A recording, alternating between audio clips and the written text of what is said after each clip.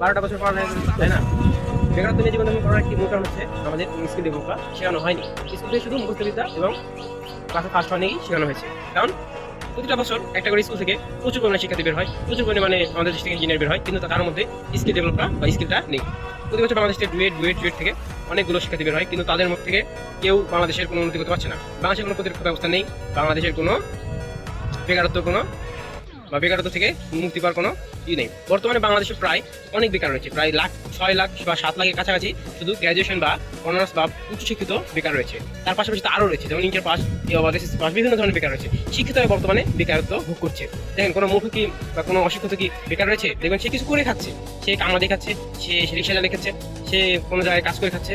কিন্তু একটা শিক্ষিত ছেলে কখনোই সে জায়গায় যেতে পারে না, কারণ সে তার রিক্সা চালিয়ে খেতে পারবে না, কারণ সে পড়ালেখা করেছে। তখন মানুষ কি বলবে, এতদূর পড়ালেখা করেছে সে রিক্সা চালিয়ে খাচ্ছে। এটাই হলো আসল টপিক। আপনি যদি স্কিল ডেভেলপ না করেন তাহলে আপনার কিভাবে চাকরি হবে? আর অন্যান্য দেশের দিকে তাকিয়ে দেখেন, যেমন চায়না, জাপান, ওই দেশে স্কিল ডেভেলপ নেই, আসল কথা হয় তাদের দেশে স্কিল ডেভেলপটাই মেন। তাদের দেশে বলা হয় না যে তুমি এই কয়টা বিষয় ক্লাসে ফার্স্ট হতে হবে, তোমাকে এই হতে হবে।